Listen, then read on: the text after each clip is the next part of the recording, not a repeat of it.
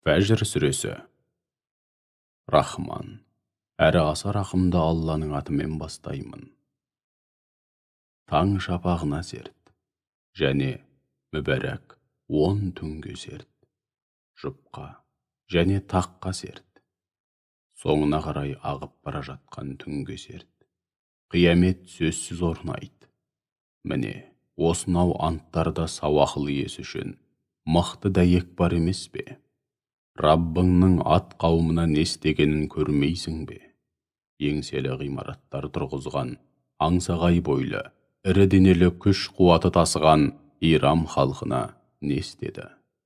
Ол аймақта ондай аңсағай бойлы, ірі денелі, күшті халық жаратылмаған еді. Сонда олар Алланың азабына қарсы тұра алды ма? Ал Уади жерінде биік жартастарды үңгіп берік үйлер салған Сәмуд қауымына не істеді? Сондай-ақ берік қорғандары бар Перғауынға не істегенін көрмейсің бе? Олардың бәрі өз елінде барынша азғындап, шектен шықты. Жүрген жерлерінде бүлік шығарып, бұзғыншылық жасауды үдете берді. Соның нәтижесінде Раббың олардың төбесіне азап қамшысын жаудырды. Шүбәсіз, Раббың үнемі бақылауда, және құлдарын берген нығметтермен сынап бағуда. Ал адам баласы болса, Раббысы оны сынау үшін нығметке бөліп жарылқаса, Раббым мені осынау нығметтермен сынап жатқан шығар деп ойламастан, өзін соған лайық көріп, Раббым мені нығметке бөлет деп масаттанады.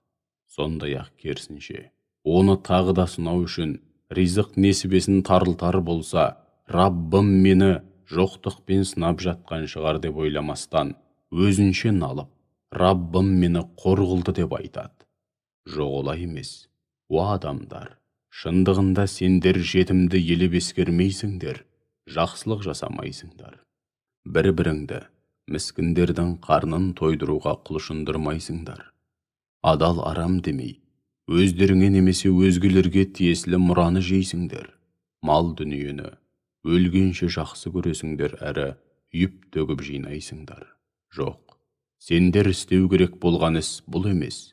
Күндердің күнінде жер беті қатты сілкініп, ойран топыры шыққан кезде, Раббыңның жарлығы келіп, періштелерде қаз-қатар сап түзеген күйде келген кезде, сол күні жалын атқан жаһаннам әкелінеді. Және сол күні адам баласы бәрі есіне түсіп, ақиқатты толық түсінеді. Алайда ол күні ақиқатты түсінгеннен, бармақ шайнап өкінгеннен не пайда? Қабәт деген ай, дүниеде жүргенде осынау мәңгілік өмірім үшін дайындық жасасам етті деп ақырады. Сол күні Алла көрсеткен азапты ешкім ешқашан көрсете алмайды. Сондай-ақ Алланың матап байлағанындай ешкім еш уақытта байлай алмайды. Уа, Аллаға иман келтіріп, құлшылық етіп, дұға етіп, жаны жай тауып, көңілі орныққан жан, Раббыңа қайт. Сен Раббыңнан, ал Раббың сенен разы болған күйде. Қане, маған құлшылық етіп, ең асқақ мәртебеге жеткен хас құлдарымның қатарына сен де қосыл. Сөйтіп, жәннатыма кір.